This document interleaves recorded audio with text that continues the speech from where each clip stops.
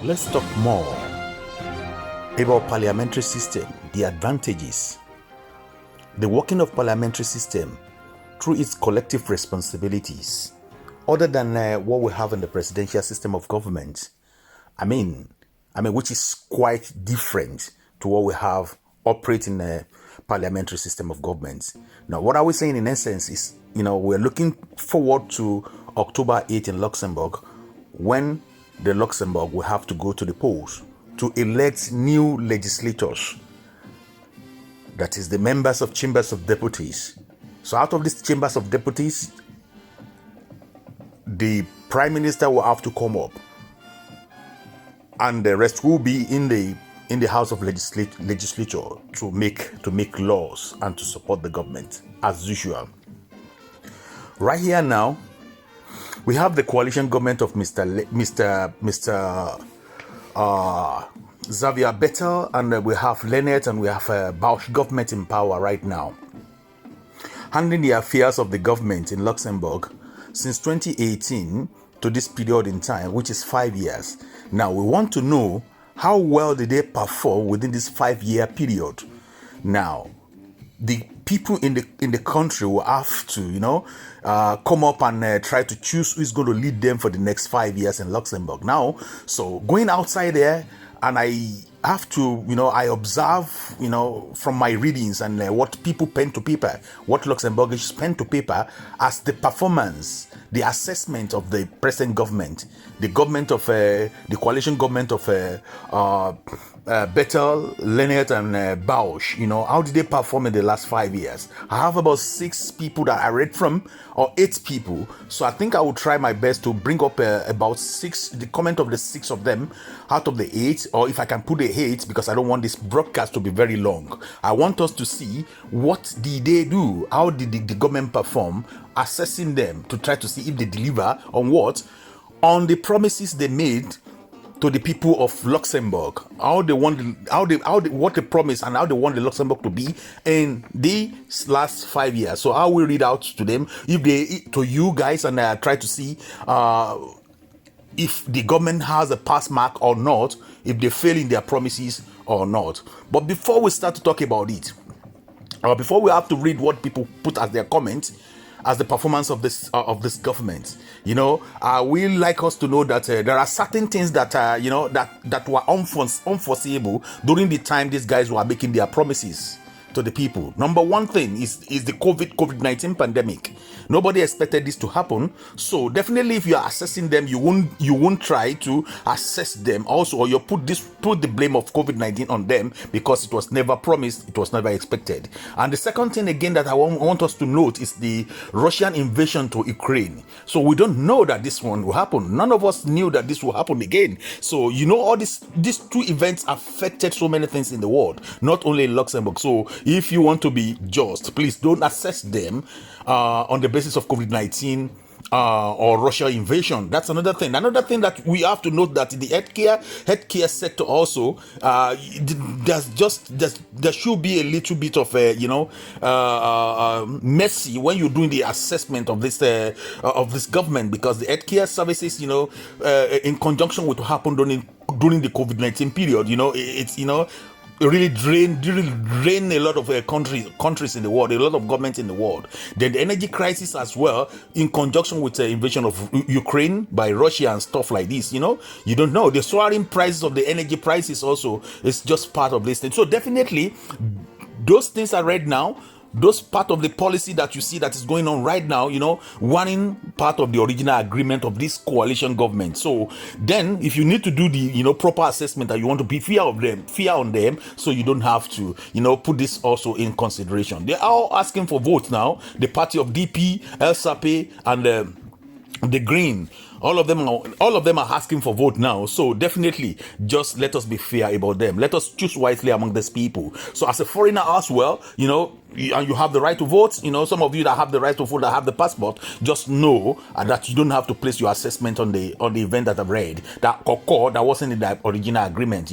Just see if they do well. Let them remain. If they don't do well, then you can also vote for another party that you think is okay outside of these 3 political party that formed the government from 2018 to this period. Now, let me read one of the commentator that penned down something about this present administration. His name is Super JH. Now, what did he say? He said they fail on housing, the main challenge, but not sure who can improve it. All the other looks very familiar and will probably do nothing. That is his own opinion. So definitely, I think he's staying right there in the middle, and it's not. He hasn't decided. He hasn't decided yet on who to vote for. The next person I will read is John G. He gave his own assessment. He said, in my case, the standard of living has decreased considerably since 2018 after indexation and wage rises.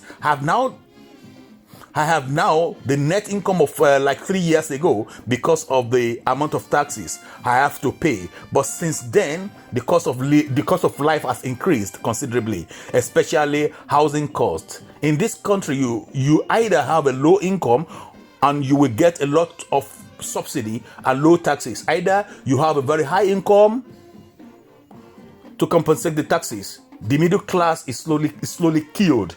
I think it is time for Luxembourg to move on from Bettel's administration. That is the comment from John G. Then another comment again is from another round. The guy that named himself another round. He said, I had the opportunity of working for one of the most sought after CEOs, who was the man who negotiated with Mr. Obama for the purchase of Chrysler.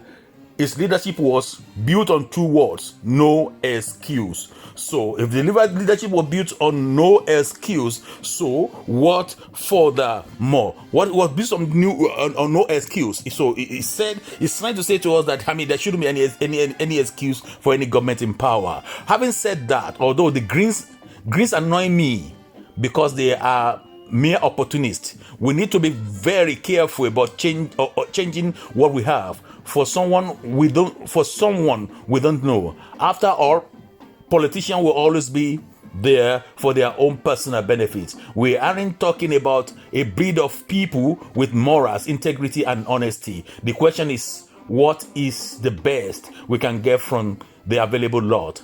I still believe that politics needs a fundamental reform whereby 1. Politicians earn minimum wage and get objective bonuses for meeting all their promises. Number 2, politicians are committed to life imprisonment, no parole, for treason should they be caught in any act of corruption. Number 3, removal of cash whereby all transactions are traceable, including bribes. That is his own opinion. Then number 4, Mephistopheles, he said, voters did not vote for a coalition agreement. So these two lists are not relevant.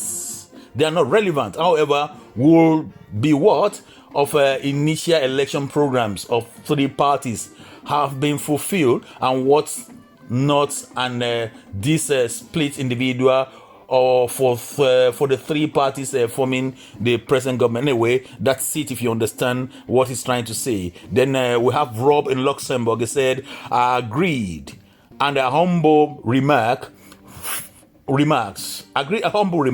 Many promises got fulfilled last minute just to get the marks at the hand before the new election. That is his own opinion. Number 6, KS said, all the most important changes are in negative growth.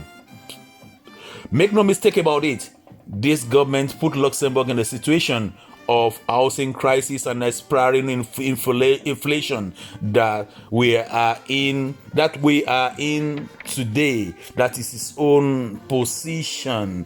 And the government has done nothing and has still does nothing to improve our situation. They still continue to give huge benefits to investors and no significant benefits to the residents. And the politicians in these political parties are still the same one who have made our country inhabitable for residents and still have the same view to benefit companies and investors and not residents. This has all happened in the last 10 years. Make no mistake about it.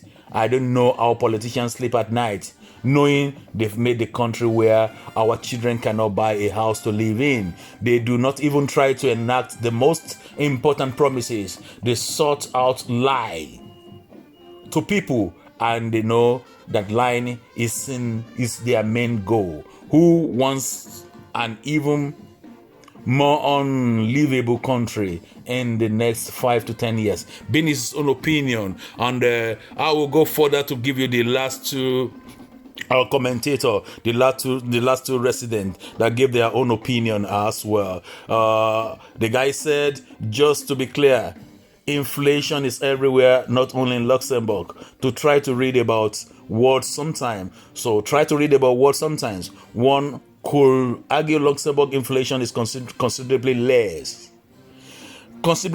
than what obtains in other world. Then the last but not the least, the 1999 said, so basically they didn't make their promises in full, and only seem to achieve the easier ones. I think the overall verdict for them is 4/10. So these were the comments of the people that penned down their opinion according to my research. So definitely, as all of us are going back to the polls on the 8th of October, let us try to choose wisely and try to see. But this is just one of the difficulties of that we find in a parliamentary system of government, whereby you cannot really pin one party down and say A is the one that is making the mistake or making the policy not working for the country. But you see, you have three parties that form the government, so all of them are together now. So definitely the blame will be on all of them. So then to be able to choose who, then definitely it's up to the people. You know that we have about 12 political parties going to the polls now,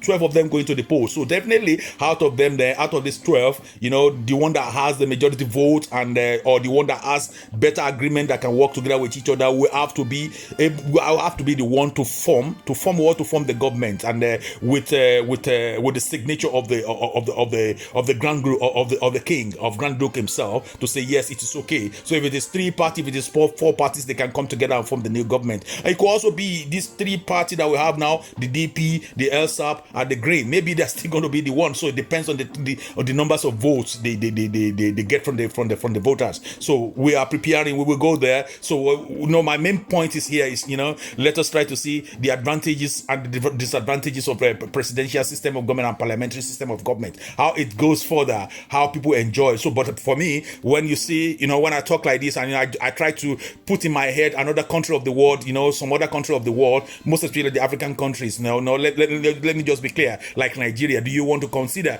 Would you not prefer parliamentary system than what you have done there now, than the presidential system that is costing a lot of money? We have here now with a parliamentary system whereby you have a unicameral system of legislature, whereby you have only one house, but over there you have two houses. You have a lot of corrupt people, and you cannot even check them. You cannot check their corruption. But right here, under parliamentary system of government, you can see that you can curtail them. You can cut their hand, cut their fingers from stealing the people's money. The parliamentary system really does work well, in my own opinion, whereby you have the prime minister, you have the rest of the party. If they commit any offense, all of them you can there could be a vote of no confidence from the parliament, from the rest of the political party, and just throw away the government. But that's just the way it works. So I just want to keep us abreast of the situation, and just to see how did they perform, how the last 5 years from 2018 till now. Then are you satisfied with them? Do you still want to let them remain? These three political parties. So if that is the case, then vote for DP, vote for LSAP, and vote for the Greens. So if that is the case, if not the case, you have the rest of them, the rest of the political party down there. They hate political parties, the other political parties down there that you can still choose from. You can choose from any one of them. Then you can go to the poll, vote for them, and let us see, so that we can see have a new life, a new future for Luxembourg. That's justice as a citizen. I think you need to participate, try to vote, and that's it. Try to get information before you go to the poll, because it might be very difficult to say, okay, yeah, this party, that party. It's not the same thing like where we come from, where you have the presidential system of government where it is winner takes all. So thank you for listening. I will come back to you like I promised, like I've been promising that I will come back to you to tell you the leaders of the 12 political parties that are going to the polls on the 8th of October, for all of us to know their faces, their profiles, their ambitions, and what they've done before, and probably their manifestos. I mean, you see a lot of advertisement going on in the media right now, so definitely try to see, don't just go to the poll and say you just want to, like majority of the foreigner here, they don't know what it is, the difference between presidential and the parliamentary. They just go to the polls and try to just fix or just vote whatever they, just because they have to go, and that's why most of them are there. They don't really know what it takes, so try to learn more. Thank you for listening, and I will come back to you as I promised. Chokitable Media, comment, subscribe, and like, and share for me too. I mean, this will definitely benefit all of us. Bye bye, see you again. Thank you for watching. If you're new to this channel, consider subscribing so you won't miss out any of our latest video.